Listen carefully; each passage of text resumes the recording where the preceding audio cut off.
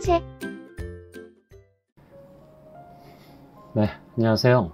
그동안 두 번의 동영상에서 우리는 사회적 자본과 교육 공동체, 그리고 마을 교육 자본이라는 의미를 함께 나눠봤습니다. 오늘은 사회적 자본과 교육 마지막 순서로요.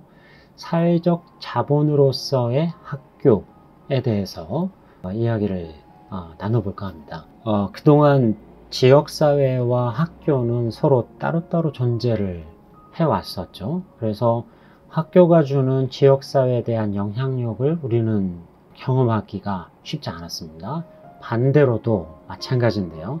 지역사회가 학교에서의 배움과 학교 운영에 어떠한 영향력을 미쳤느냐? 그러지 못해왔습니다.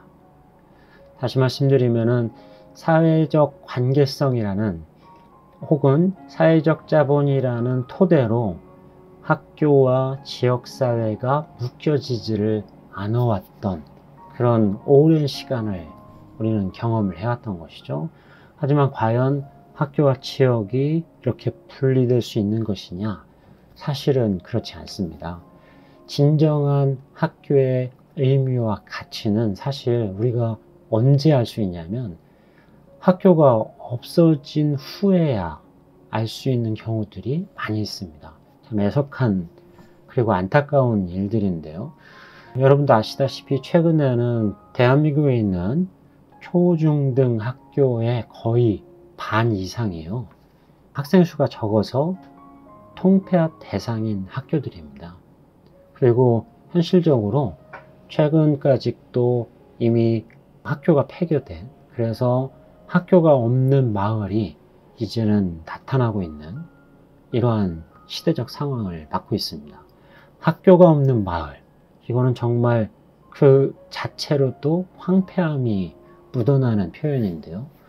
실질적으로 생각을 해보면은 마을에 학교가 없어요. 동네에 학교가 없다.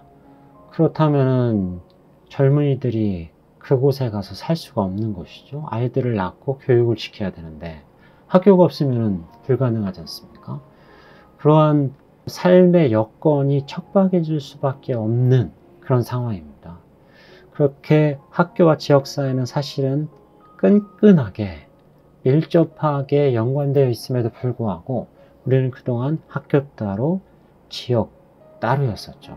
그럼 학교가 있으면은 지역의 사회적 자본이라는, 다시 말씀드리면 네트워크와 신뢰가 자연스럽게 형성되는 것이냐?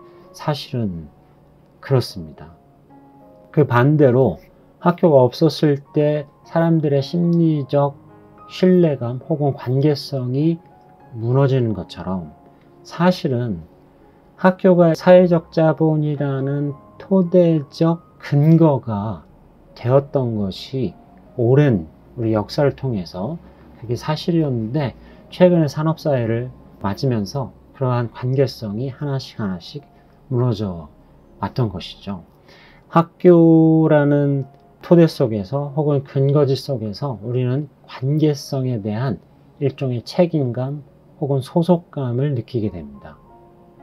학교를 터해서 사람들 간의 어떤 관계성의 기초가 마련되는 것이죠. 또한 이것이 깊어지면은 신뢰가 형성되는 겁니다. 그거는 아이들을 통해서 혹은 학교라는 기관을 통해서 사람들의 관계성이 점차 확대되고 훈훈해지는 것이죠. 그것이 학교라는 존재가 없었을 때 사람들 관계성의 척박함을 느낀다는 것은 사실은 학교가 그 지역사회의 사회적 자본의 근거 혹은 토대였던 것입니다. 이걸 달리 표현해서 말씀을 드리자면은 학교의 수준과 지역의 수준은 언제나 일치한다는 것입니다.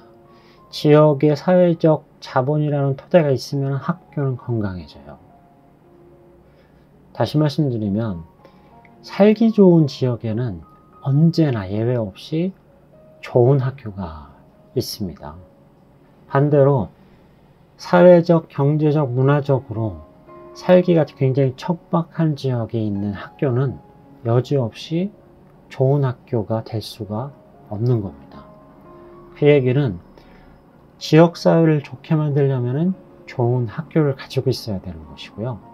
반대로도 학교가 건강해지고 지속 가능하게 만들려면 사실은 지역사회에 건강한 사회적 자본의 뿌리가 있어야지만 가능한 겁니다.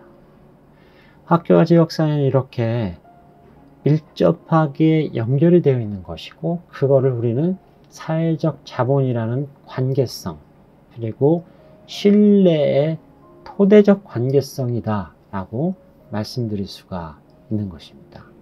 좋은 지역에 좋은 학교가 있듯이 좋은 학교를 만들기 위해서 좋은 지역에 어떤 토대적인 역량이 있는 것, 이것이 사회적 자본으로서의 학교 혹은 선순환 구조 속에서 지역과 학교의 연결 구조라고 말씀드릴 수가 있습니다. 감사합니다.